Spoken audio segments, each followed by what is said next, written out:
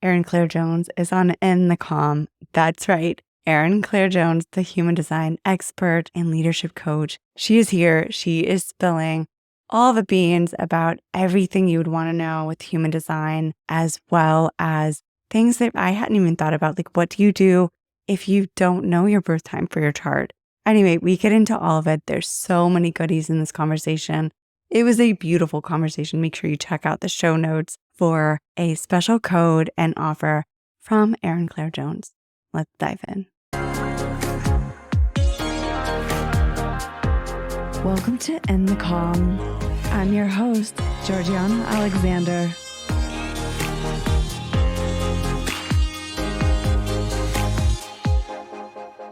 Welcome to In the Calm. I'm so excited to have you here. Thank you so much. I'm so happy to be here. Just to kind of give everyone a little bit of your background, you are a human design expert and a leadership coach. You've been featured in publications like Forbes and Well and Good and Nylon and Allure, as well as just so many incredible podcasts, some of my favorites. That's where I think I connected with you, and then later on Instagram. And now here you are in the Calm. So thank you so much for being here. My pleasure. Thank you so much for having me. I cannot wait to get into this question. I'm trying to just not overload you with every question I've ever had about human design, but just to kind of back it up, I have loved your perspective. It really, as we were just talking about, it turned the page for me with being able to have accessibility to what can seem really daunting and overwhelming if you're first starting to learn about human design. I've heard you talk about that it took you time to build that framework and that perspective for yourself.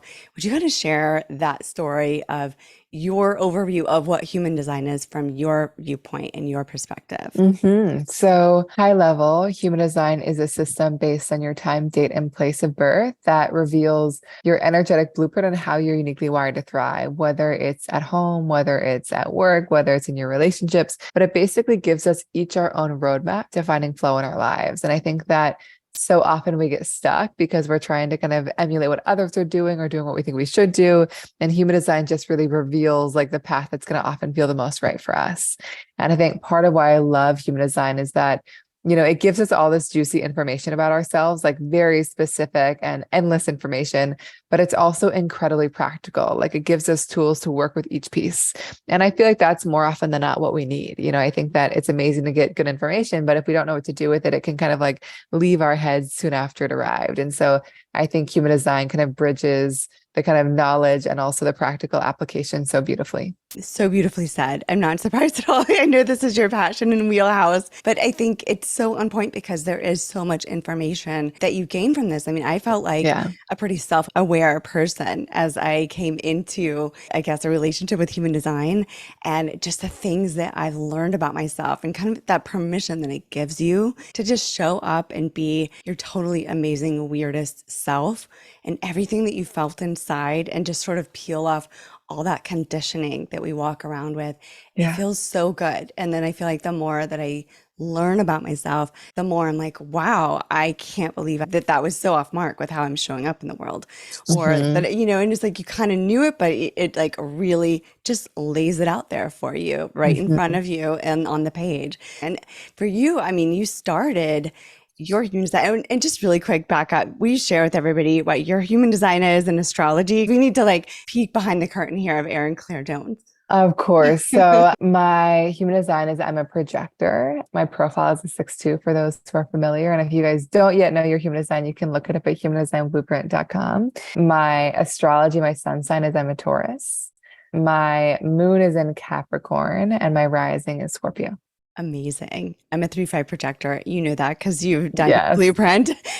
Then I love your interpretation of projector, but all the other components make so much sense with the way you're able to bring all those tactile pieces down in just really a yummy, earthy, tangible access. I love that so much. Thank you for sharing that with us. But of course, now to kind of dive into a little bit of your story, I think as a projector, as a 3/5 projector, I know I've felt this in my own life. I know a lot of our community feels this way, that being a pioneer or being first in something feels so overwhelming. And I feel like you were really at the forefront of sharing human design at a time when it wasn't being presented in that way. What was that like for you, and how did you kind of break down those fear barriers or visibility barriers?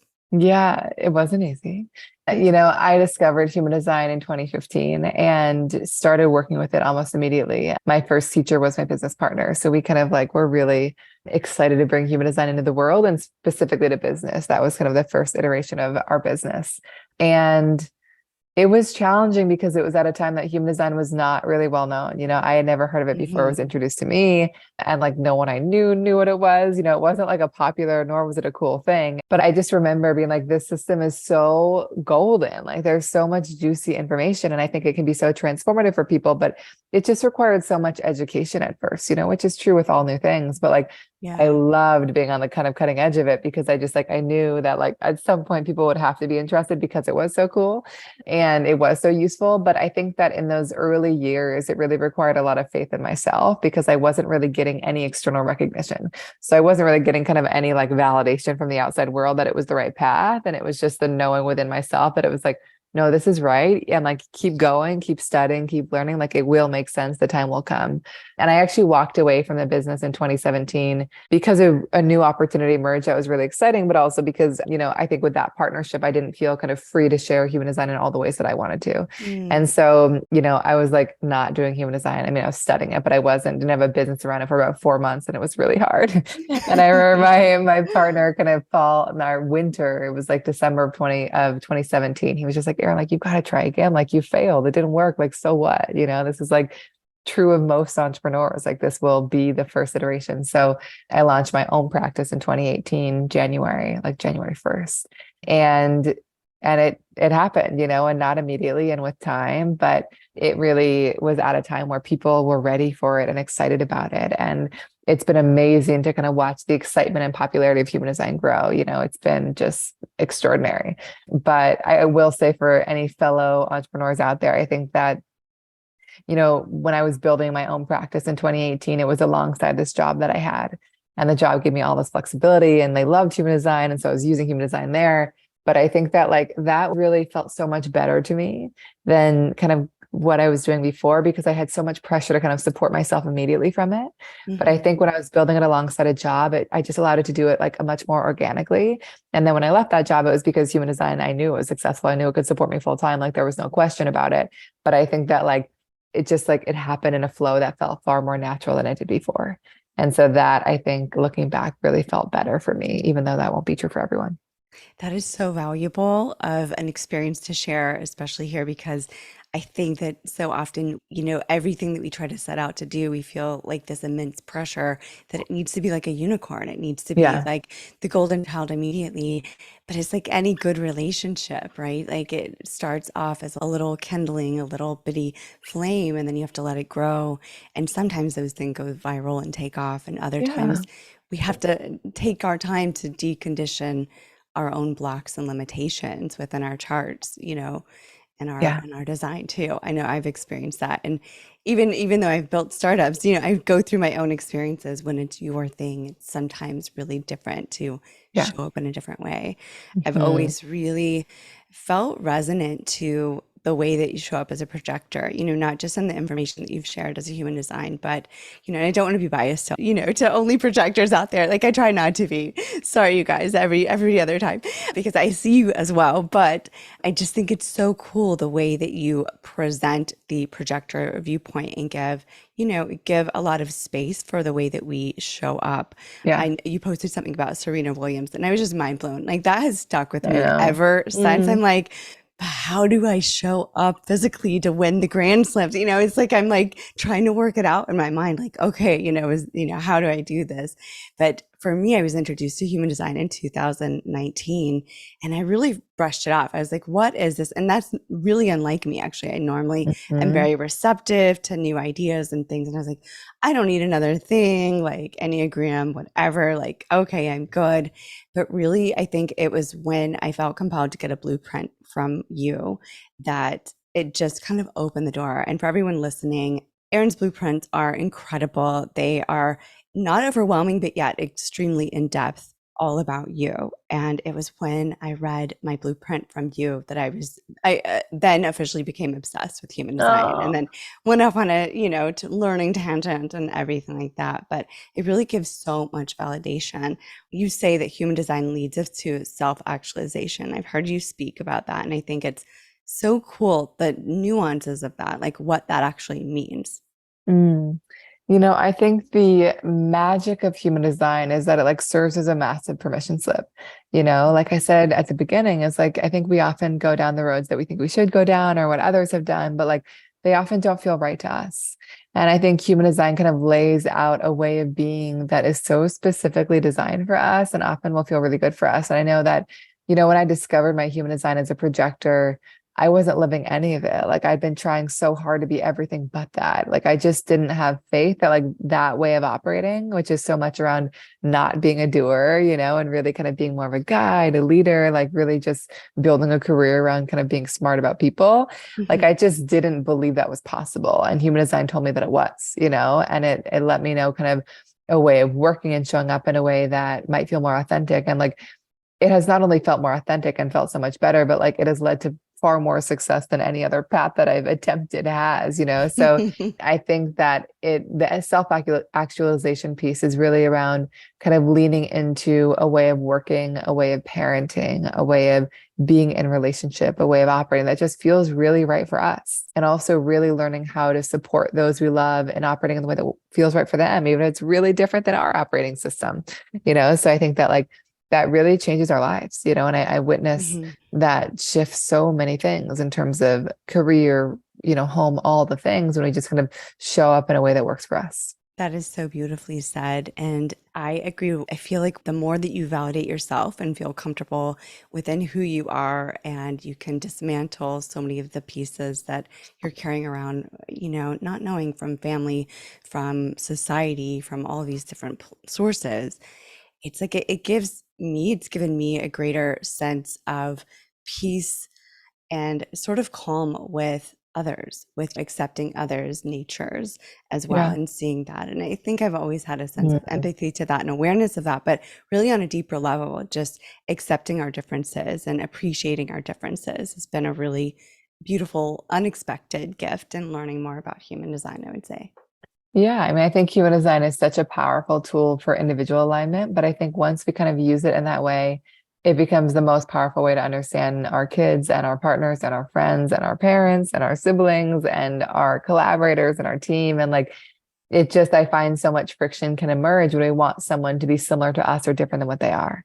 But I think when we really have the framework to understand how they uniquely operate, how they might make decisions differently than us, how their energy might move differently than us, how they might be really sensitive to things that we are feeling in ways we never anticipated, like so much can transform because we stop taking all these things personally and making each other wrong for them. But Yes. we just understand them. I know that for me, my husband is like opposite me in almost every single way, and that could be really What is your challenging. husband's human design? He's a 1-3 generator. Um, Okay. and it could be really challenging if I was like, why aren't you doing it like me? But I think that our differences are what make us amazing collaborators, is what makes us able to work together well, to like live together well, to be best friends, to now parent together well. So I think that like our differences are absolutely our greatest gift. But I think human design has been such a beautiful reminder of like what those differences are and how to work with them. Hmm. Hmm. Yeah. Now the question is like for everyone out there, they're like, well, where do I find out, all of these pieces? This was actually a question I had as I really wanted to take a look at. I know you're a new mom, you've got this beautiful baby, about 5 months, about five, 6 months. 6 months. I was gonna say I felt like it was around five, Yeah. 6 months. So do you have different tips for parenting, either going into the birthing process or in parenting that you feel like, wow, I didn't know that this would be applicable, but this is Mhm. amazing. Is there anything that really stood out for you in your experience? Yeah, I think human design is so useful in parenting. I think both in terms of understanding children and also in how to take care of yourself. I will say one thing that I have learned as a projector parent, projectors, like I said earlier, aren't really here to be consistent doers. Like they often need a lot of space and time alone. Yes. And I think that like I really honor that from the beginning and being a new mom. I spend so much time with my child and like don't really leave the house much, and I'm blessed to have support. But I think that like I really prioritize, taking really good care of myself, like spending time alone, like going by myself to yoga or Pilates or just like these little moments, and not feeling guilt around it, like knowing that it only makes me better at what I do as a parent. And so I think that like that has felt really important is like, I think having a lot of one-on-one time with my daughter, but also really taking good care of myself. And like sometimes that's not possible in these early moments and in these early stages. But I think that like, I've sat with so many parents that feel so guilty around that of like, Yeah. and I'm just like, I need it. I'm like, I'm actually like not a great mom when I don't take it, and like, even if it's just 5 minutes and like, if you're say a generator or manifesting generator parent, I think that so much of that design is around doing the things that really light you up and doing the things that excite you and knowing that like that energy really ripples out and benefits everyone around you, especially your kids.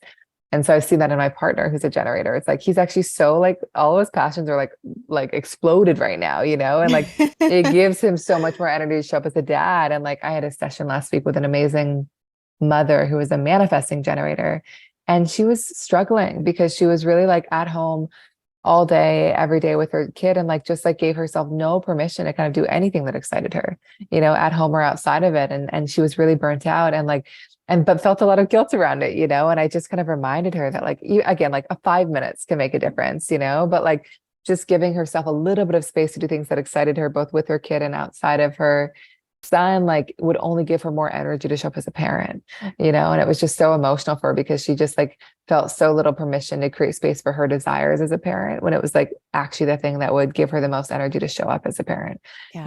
and so they're just like these little things that I think give us a lot of permission. And it's going to be the same with understanding your kids, because often kids are going to be really different than you. And I already know my daughter's 6 months old. So like, I'm seeing some of it, but not much of it yet.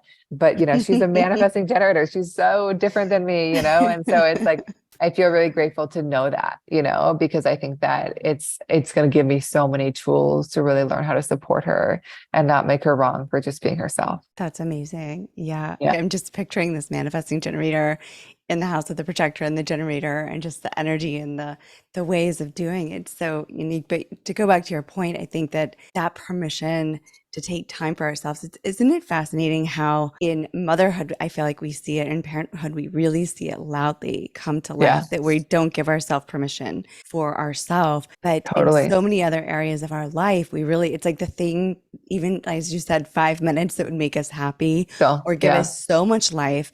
We just push that aside and push that aside and push it aside and prioritize yeah, everything but ourselves in that. yeah, So I think that it is interesting learning how you work and how you function and how you rest best and how you eat yeah, best and all of these things. It really gives you so much focus and energy and space to be yourself. It's really totally. incredible. I love that Yeah. perspective on parenthood.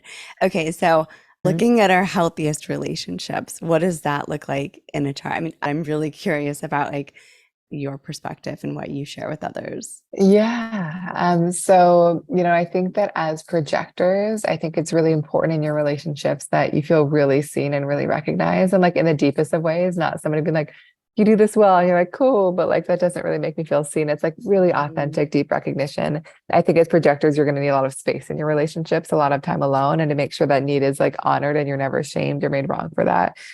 One-on-one time is so important. I know for me, I had like such an amazing community, but I started feeling disconnected because I was just like always with people in community and I didn't get the kind of like one-on-one depth that I was like so desiring as a projector. So really carving out space for that. And also I would say as a projector, like there's such a need for reciprocity in relationships. Mhm. I think as a projector, like your gift is making people feel very seen and you can make people feel so good to be around because of that gift. But for it to be sustainable, you have to feel very seen in return, and I feel like it's giving you energy. And I've talked to so many projectors that feel so burnt out because they're just like kind of like coaching and giving guidance to their friends, but feeling like no reciprocity, no recognition, and really burning out. So like making sure that like you're not only seeing, but you're feeling so seen, and there's so much kind of curiosity expressed in return. Does that make sense to you as a projector before I Yeah. keep Oh, going? a million percent for me. Yeah. And you can use Yeah. me. You can call anything on my chart. I'm here for it. That's great. But Yeah. yeah, it's funny that you say that. For everyone listening, I mean, I think most of you guys know, but I was married really young at 21. We ended up getting divorced, but it was really fascinating. We were actually both projectors and we had no idea at that time. Wow. This is like in the 2000s. And we would sleep in different rooms oftentimes, or like live in different parts of the day. And it seemed so odd to us at that time that that's how we were living and that's what felt natural. Yeah. And now we both kind of laugh at it as friends. I was like, we were actually honoring what we both needed was a lot of Yeah. alone time and we did a lot together, but having that extra sleep space, alone where we would choose to stay in the same room, but then also sleep in our own rooms. And that just seemed so wrong and weird at those young Mm, ages. But then actually it was so honoring. And now I couldn't imagine. Now I'm like, I want my own room, in any relationship, at least totally. for the option, right? To have some Mhm. space. So it is really funny when you start looking at your own nuances, what that looks like, and start to honor. Yeah. Totally. Yeah. And I think that like it is kind of ideally projectors in relationships, if they're living with somebody, it is really nice to have your own space to sleep in, and to kind of Mhm. recharge. And maybe you're not in that space all the time and it might not be feasible at first, but like it's just like there's a deep sensitivity for projectors. So it's so important to kind of have space and time to release all the energy that's not yours. I would say for generators and manifesting generators, I think what's important in relationships is one, they feel very satisfied by them. They feel enriched. They feel fulfilled. They feel like it gives them energy to be around them. It feels like they can like talk about all their passions and all the things that are exciting them really freely. It feels like their energy is valued. Generators and manifesting generators are so capable, but people can really take advantage of that, expect them to kind of handle everything. So in an ideal world, they feel so valued and like feel like their energy is really treated as precious, and they can kind of really say no when they don't want to. And that like their satisfaction and excitement is seen as really important, because the more lit up, and I said this with parenting, the more lit up generators and manifesting generators are, the more kind of lights up the world around them, and so really kind of Mhm. having that space. I would say for manifestors, the right relationships are the ones that make them feel free, the ones where they can be kind of this very disruptive, forward thinking, innovative force and have that be respected. Manifestors tend to need a lot of time alone, so that will need to be honored. They tend to have this kind of like provocative energy, so also to be around people that really see what a gift it is to be around that. But I find that where manifestors struggle is when they're in relationships where they feel like they have to shrink and they feel like they're kind Mhm. of trying to be controlled, they don't feel powerful. And so like they're meant to be in relationships that really inspire them to kind of be bigger and bolder, and like, and more expressed. And then finally, for reflectors, I would say reflectors are very unique creatures, and are here to do things very differently than most. But they're also very sensitive to the people around them and they can kind of mirror back to others what they're feeling. So it's really important for them to kind of be around people that just feel good to be around, that they are good to like take in their energy because it feels really good. But they, like projectors, will need lots of space and time alone. They need to feel into things, move at their own process. They are very fluid, here to express themselves in many ways. So really kind of being in relationships that kind of honor how fluid and vast they are, and not kind of expecting them to show up in the same way day after day. What would you say about the way that, this relationship with generators in the world are shifting? And I think any of the more motor driven types, the man gen, the generators, we're really shifting our paradigm with the way that we work and the way that we show up. And as reflectors and as projectors, we're, designed to support that transition. What, Mhm. from your perspective, can really help those generators or mani gens shift out of that doer mentality into a more rich fulfillment of who they are? I think that the majority of people are generators and manifesting generators. I want to caveat that by saying it doesn't mean you're not rare. Every design is its own thing, but like the most people are doers. They're really here to kind of create and build things that really satisfy them. So I think that like this shift is really around from a way of working of like just kind of saying yes to everything, doing things that don't satisfy them, like doing things just because they think they can and not because they actually desire to, and really starting to kind of take seriously their own desires, their own excitements, their own wants, their own passions, like seeing that not as a selfish choice, but as like honestly the most beneficial choice for everybody. Because when generators and manifesting generators are lit up, it gives us energy as projectors. It gives everyone energy. It kind of powers everybody. But if they are feeling really frustrated and overextended, they kind of project sluggishness, not excitement. And I always say part of the way that we are uniquely capable of supporting them as projectors, reflectors, is really being so attuned to how they're using their energy and whether it's in a way that really feels right for them. If they feel aligned, we're going to feel that. If they're feeling misaligned, we're going to feel that, And so like, I think sharing that, but also asking them questions in a way that helps them get clear on what they genuinely have the energy for and how to create space to do that. We've got a real knack as projectors and reflectors to kind of really sense when somebody's on the edge of burnout, or like is feeling really drained by what they're doing. So I think kind of offering that insight when people are really open to it and ready for it. I think that open to it and ready for it is key. I was definitely that projector that's like, well, let me tell everybody everything that I see. And everybody's like, not interested, and then I'm over here sulking and licking my wounds and everything. But it is so incredible to give ourselves permission to show up in the world in a different way. And I know my best friend, my mom, is a generator as well. And we just frick and frack so well. And my sister's a mani-gen and my niece and nephews are manifestors. And so it's like such an interesting dynamic to firsthand like have that dynamic within the family to see all the outplay of energy. But it is so incredible when everybody that's not projector, which is basically everybody but me, really gets honored in their energy and in their space. I feel like deeply I need that being seen and being valued and being appreciated for what it is that I brought to the table or how I'm showing up and doing things, but then also recognizing to wait for the invitation to actually be asked my perspective. That's been a big learning lesson in my life, especially to toggle between in leadership and then in personal relationships and having a strong, clear vision and having strong insights with people, but then waiting for them to be ready to receive what it is that I have. I think that's such the lesson in our lives, right? But getting to see all of our friends and family lit up in what they're doing and show up in a different way, not in burnout, is such a gift, and it's such a gift to our world and to our collective. So that's amazing. That's something that we talk a lot about here in the Calm as well. So kind of moving into that next question is like, how do we bring this wisdom into our wellness and into our well-being? You've kind of touched in on it a little bit, but are there any key pieces in a chart? And even I'm always fascinated by the views. I think a lot of times, we don't dive into that when we're talking about the basics of human design, but I've seen so much valuable information in the nuances of the views or different things like that. Yeah.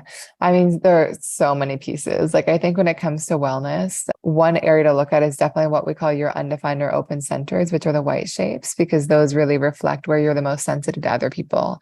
And so, and often where you can kind of get really lost in other people's energy, which can have some real effects. Like if I'm to look at your chart, you've got what we call an undefined root center, which means that you're really sensitive to other people's stress.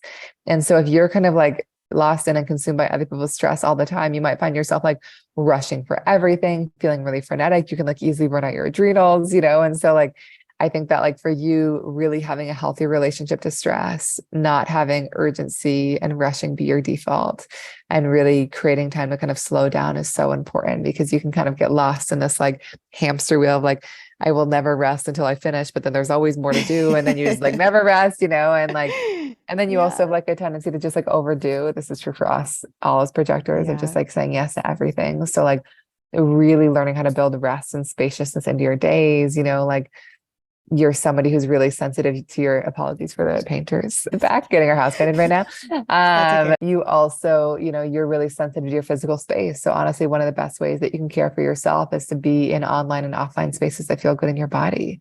You're somebody who's really sensitive to like other people's sense of well-being. So if you're on people that like aren't taking good care of themselves, like you feel it, so I think like really understanding those areas are so impactful. Before I keep going, does that resonate with you? I mean, I feel like completely seen and validated. That's 1,000,000% me. And it's so loud in my body. I am very sensitive. I'm a generational intuitive. That's something that's been with me since birth, where the information that I get is so tremendous and overwhelming. And I didn't understand until I started seeing the open centers and putting that together. I'm like, no wonder it's like a big magnifying glass in all these areas. And then being able to really disconnect from the association that so much of that might be mine. You know, it's like valuable information. I enjoy receiving it, but being able to kind of take that space, as you said, in Yeah. online and offline, the importance of really being in places that feel good to me is Yeah. huge. And I think that's true for all of us in our own ways. You know, it's so incredible. And yes, you just nailed that on the head, like a million 100%. percent. Yeah, I think that like it just like you said, there's such a value in being sensitive to other people because it offers like we feel so much, we experience such a range of things, like we can help others, but it does require the awareness of what's ours and what's not, so we can work with it in a healthy way. I think other areas that are helpful in that in the realm of wellness is definitely kind of how we eat, digestion. You know, there's a piece of human design that speaks to how to kind of consume food in the most aligned way. It's not about like eat kale or be a vegetarian. It's more around like what is the environment or kind of what is what are the conditions of the food? Like for you, as you perhaps have explored, like it's actually as counterintuitive as it might sound. It's about kind of like eating in spaces that really energize you and kind of hype you up. You know, it's like eating when you're walking, eating when you're standing up, like not being Yes. super sedentary. And it's so funny, like even the name of your podcast, because like your system kind of and your design runs calm. And so to like it's good to kind of eat food that kind of like spices things up so you can kind of like digest a little bit better. Does that feel at Yes. all aligned with your Okay, experience? well, to give you kind of another piece of the picture, my company Yeah. is Chaos and So Calm. good.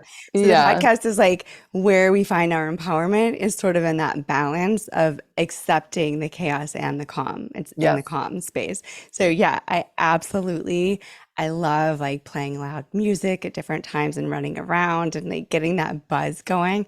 And then I totally chill out and I'm super calm and zen in so many areas of my life. So it is a really interesting balance. And then if I didn't know that, I would think, oh, I need to sit down. I need to just eat in peace. Like I must be messing with my digestion. But actually, the more I was calm in my eating and would sit down and spend quiet time, it actually would unsettle my stomach and I would have Yeah. indigestion. So it's so crazy how it really does give us such incredible guidance. Really, it does feel counterintuitive, some of the things, but then when you really think about you and the way that you're showing up and what feels best in your body or in your spirit or in your engagement with the world, I mean, it really does give you validation to just Yeah. accept those pieces. Now I rarely sit down. I mean, I lay on the floor, I stand up, I walk around, like everywhere Mhm. but sitting at a table usually. I know. And it's like, I have a similar one, you know, and I used to live in New York City and I would be like, why do I like to like eat when I'm walking? This is so weird. I shouldn't do it. But I was like, I love doing it, you know? So Yeah. it just like often we're doing these things intuitively and human design just reminds us of that. Another cool piece is around kind of we each have a strongest sense. It could be around having your food look beautiful, having it smell good, having it taste right. For you, it's like actually all about closing your eyes, as funny as that sounds. Like it's like Oh, you've got like there's so much kind of sensitivity to kind of like stimulation outside of you. And so sometimes the best thing to do is to just close your eyes and kind of cut off all that stimulation and just kind of connect. And that could be literally like eating with your eyes closed, like listening back to a podcast with your eyes closed, okay. you know, I like have not tried that. I'm gonna have to try try it. that. Now I'm really Right. excited about this. And even like wondering what to eat, closing your eyes and seeing what kind of arises in your mind. And the view you were talking about, your personal view, is that what you're referencing? Yeah. Yeah. Yeah. Different. Yeah. And that's like, again, there's human design is endless, you know, but I think there's a piece around how we're kind of meant to experience the world and the lens through which we look out at the world. And basically we all have a spectrum, like a view that's more aligned and a view that's kind of out of alignment. And we will always bounce back and forth between the two, but it can be useful to know what those two are. And so Mhm. for you, the most aligned view is kind of looking out at the world through like a lens of like divine selfishness. You know, Mhm. it's just like I am going to do things in the way that I want to do them, like not because anyone else has asked me to, not because I'm like trying to like move up the hierarchy here, but just because like this feels like me, you know, and like when you kind of get off track, it's more around like I'm going to do this because I think I should, because like maybe it will like improve my standing in some way, because like others want me to do it. And so like you're meant to be really rooted in this like divine selfishness. It's like I will do things exactly how I want, you know, and I will kind of trust that those are the right things for Yes. me, and kind of not getting lost in all these like power games and kind of what others are doing, but staying really rooted in what feels true for you. Yeah. Oh, I have seen that thread in my life so much. Yeah. I mean, honestly, you know, you guys listening, like I mean, you know me, like I'm not an ego-driven person, but in that way, I am extremely selfish. It does have to Meant to be. resonate for exactly what it is. And growing up, in that you're taught, oh, you should look at what everybody is doing and be respectful of that and like show up in ways that are cohesive for your community type of feedback, right? I always felt like such an asshole because I'm like, nope, that's not Mm, the right way to do it. And yet when I would try to do things the way that others did them, it just would shut me down. It never works. I would get yeah. so many blocks. And when I just free flow and let myself know what direction to go from that inner knowing, every door opened. And it was just like Wow. magic leap after magic leap, like just unimaginable Mm, successes or gifts or friendships or relationships or all these pieces. And so it was so visible and tangible. And I speak to that often. And I'm so glad you brought that up because it's just for each of us we have that inner knowing, and maybe it's not inner knowing, but it's another yeah. another factor of knowing ourselves and what's right for ourselves. And in this world of hustle culture, or your business is only going to be successful if you show up in market like this. I just think it's total BS. I know because I've seen it, and I've seen it in action and see how it works. And our businesses are driven by our magnetism and what we attract in. Can you speak to, because I know you're a leadership coach as well. You've worked with so many incredible entrepreneurs and business leaders. What do you see in terms of business success when people are in that place of their own alignment? Yeah, I mean, I think that like the way we work really transforms. I worked with so many clients that have achieved levels of success, but they just don't feel good in it. They feel exhausted, they feel burnt out. And so I think human design really supports them in building businesses that like not only look good and are successful in all the ways they desire, but really feel good and really feel sustainable. And that could look like as a projector, like having the right support around you, kind of being squarely in your gifts, but like not trying to do all the doing yourself. And that's been a big lesson for me is like, I felt a lot of pressure early on to kind of be good at like all the aspects of our business, but like I'm not, you know what I mean? Like I'm really good at a few, and honestly, what I'm best at is sharing human design. And so like I really have people around me that kind of do the rest, and do it way better than me, but in a way that kind of allows me to be just like in that role of sharing my perspective and studying the system and kind of continuing to get better. And that's been really effective, and so much of our design as projectors is not about chasing after opportunities or initiating but about really just like letting ourselves be seen and trusting the right people to kind of resonate with our energy and come to us. And that's also really transformed things for our business. I've made it my job to Mhm. make us visible, and that's kind of been the core thing. But so many pieces, like, I worked with so many manifestors. Manifestors are here to start things, but not always to finish them, not always to kind of like complete, but just to kind of get the ball rolling. And I worked with so many manifestors that are so burnt out because they like get a thing off the ground and then feel like they're supposed to be the ones to do all the doing to keep that thing alive. Mm. But when they just like learn that their gift is getting it off the ground and then they can kind of delegate and make themselves available for the next vision to emerge, it feels so much better for them. And so it really just helps us kind of build businesses in a way that feels a lot better, but I think ultimately leads to far more success because it allows us to create opportunities in the way that works for us. And another example is generators. Like generators aren't here to pursue, initiate things as well. Like they're here to see what shows up in their world and what they naturally respond to. And so I worked Mhm. with a lot of generators that like have this kind of tunnel vision on like the business they want to build. And it's just like resistance and roadblock after roadblock. And then they kind of step back and just be like, but what's showing up and what feels right? And then they kind of let that guide them and like things flow so much more beautifully. Yes, And so like yes. it's just like all these really simple but meaningful shifts that we can make to kind of create opportunities and lead and hire and market in a way that like works for us and Mhm. might not work for anyone else, but really works for us. Okay, so I have so many questions on that too, but like something that's really stood out in my journey with business and in life is the emotional, non-emotional. I grew up surrounded by non-emotionals until the kids came, and then they're emotional. So I'm like, oh, this is what it feels like. So there's this connection. For me, I really did not feel that connected to my emotions. I didn't understand my emotional waves and things like that growing up. And they weren't necessarily super loud in Yeah. ways that were just blaring either.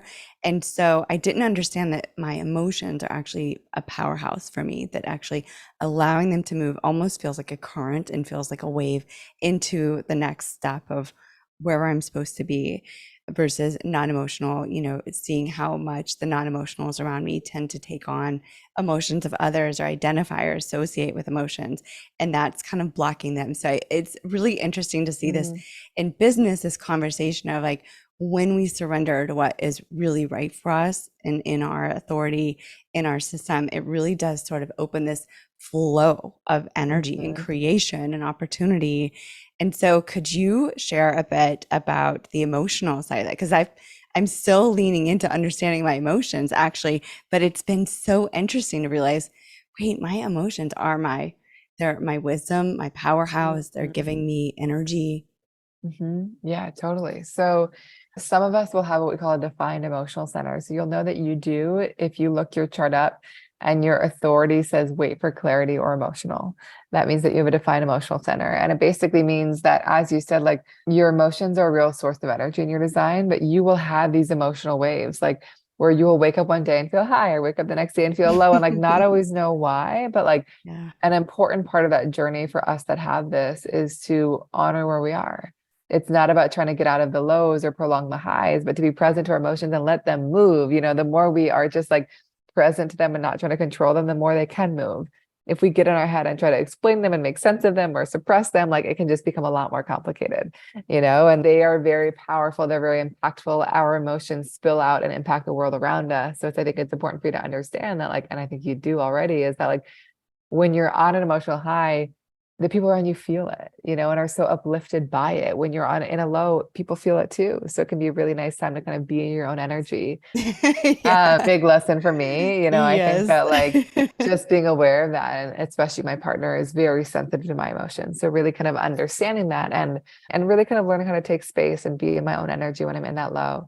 And I would say in terms of how the wave moves, it moves differently for each of us. Like the Mhm. way that it moves in your design is kind of like a slow build, where it's like all these kind of little moments can accumulate, like little annoyances, little challenges. And then like every so often you kind of need like an emotional outburst. And like that could be, I'm gonna rant, I'm gonna sing, I'm gonna yell, I'm gonna just like move or dance. And then you kind of like reset. It's so healthy to kind of like let it out and then reset. So I think one, it's so important for you to allow that. And then I think secondly, it's important for those around you to know that, because like sometimes you might react to a small moment and they might think it's like an overreaction, but it's really Mhm. a result of like the 100 moments that came before, and it's just kind of built up and need to be released. And so them supporting you in that. And then one other piece I would share, and I don't know whether you feel this, is like the way that the emotions operate in your design is they're very powerful, but also there's not a direct connection to the throat, meaning that you might not always be able to kind of easily articulate them in the moment. And so like that's just also just a thing to be aware of, is like being present to your emotions, but not forcing yourself to kind of verbalize them before it feels natural, or kind of before it actually feels like the time to. Yes, I want to share a little bit about that for everyone Yeah. listening too, because I 100% agree with you that, my emotions have been slow built. And I could see that, especially in my earlier life where I would get frustrated or things like that, where it would need to burst out. I actually have a ton of creative expressions in music and art and writing and things like that, where I would channel a lot of that energy or emotional fuel or get out in nature. I think earlier in life, before I was as self aware, there would definitely be moments where I would take out that energy and that burst on other people. Maybe the person that was standing right in front of me. I think most of us do that, right? We project our outbursts or our feelings or emotions. But when we start to become more self aware, aware of how we function, for me, that really gave me permission to say, okay, I need to step back and look at what I'm actually upset about and where it's coming Yeah. from, and not take it out on others, or, take my reprieve and like go spend time alone if I feel really upset. Because it most of the time for me didn't have to do with the person right next to me. It had to do with a lot of other areas in my life that I needed to Yeah. go and process. And as you said, give time and space to sort of let it reset. And so that became such a beautiful way of being in my relationships, where I understood Mm, that, because it made me feel better and safer to have my emotions, and it gave yeah. me permission to really feel them, and knowing and trusting that I wasn't going to just lash out at somebody, that I'm not trying to hurt anybody. It's not my job to like dump all that on another person. It's not their job to receive it. It's up to me to process my own information and then decide if any of that needs to have a communication with the person that is next to me. Like maybe there was a tiny little piece of that that needed to be in a healthy communication, but waiting to have the communication until I do have the clear message was something that was really important for me to kind of sit with and learn. Yeah. So, yeah. Totally. And it's just like, it's patience for these people. It's like, it's funny. You said it's chaos and calm. Yeah, chaos and It's, calm is the it, company. it's funny because like the part of one lesson for us as people that have this, what we call defined emotional center or wait for clarity or emotional authority is that like patience is our medicine. It's like we have these ups and downs. And so instead of reacting to anything in the heat of the moment, it's giving ourselves time to really feel into things and seeing what stays strong over time. And like there's such a depth and knowing and calm that comes with time. And when we give ourselves that space, like we can enter into things so calmly and so clearly and have the energy for it. But like if we make decisions in a really rash way in the heat of our emotions, it can like cause so much chaos within us and so much chaos around us. And so like there's just such a lesson in really kind of giving ourselves time to enter into things and kind of like letting the emotions move before we take any big action, before we communicate, because like it can be quite chaotic if we do that. Yeah, I'm just gonna say amen. Yes. Yeah. Yes, that is so true. And then you end Yeah. up hurting a lot of people around you and Yeah. hurting yourself, and no one gets to elevate from that space. So it is so beautiful to learn that patience and learn your design. So I want to ask you, for everyone who is new to human design, we're going to link in the show notes where to connect with you as well and where to get their chart. But for people who don't have access to their birth time, what do you recommend for this? I've come across that with friends here and there. How do you go about working with human design if you don't know your birth time? Yeah, I think that, it depends on what you know. Obviously, there are some people that don't know the entire day. I've had people that don't know which day, but you also might be somebody that like knows you're born in the morning, but don't know the precise time. So, the more precise, the better. There are definitely elements of your design, like our environment or digestion, that really changes minute by minute. So that's really hard to dig into if you don't know your precise time. However, there are many pieces that remain consistent for a bit. And so I would say I would look within whatever range so if you're born in the morning, like look at 7 a.m., 7:30, 8, 8:30, 9, and then just like see what shifts. And like you might notice that like your type actually remains same the entire time, throughout the morning, but like other pieces shift. So I think once you kind of have a sense of what changes, you can have more of a conversation around it. And then I'll often have a session with somebody where it's like we know their type, but like we're still kind of discovering their profile. So, it's imperfect. There are also, you can do, I think, a rectification in astrology where based on kind of certain life events, they can help dial in on a precise time. So you can pursue either route. I've sat with people that are adapted and don't know throughout the day. And like, we've honestly just had a conversation about all the possibilities and they've kind of really tuned into what feels right for them. So I think that like, there's definitely a way to engage with it. But my biggest recommendation is to really first discover like what changes within the range that so you know what you're working with. That's really, really helpful to take it through the day to day. Oh, I love that. That's amazing. Thank you so much for sharing all of this wisdom. Before we head off, I would love it if you would share, please name drop all of your amazing offerings, because I know you've just come out with so many great new ways to connect and work with you. Yeah. What is going on in your world? Of course. So, I would say if you're just getting started and want to learn about your design, the best place is definitely the Blueprint book, which you mentioned earlier. And that basically is a written guide all about your unique I have design. So mine kind of, right here. We're oh gonna my God, like printed and beautiful. I have it Oh, all like bound, and when I tell you, I mean, you guys, it was so amazing to see yourself right here in a little booklet. You guys oh can my see God, I love mine. it.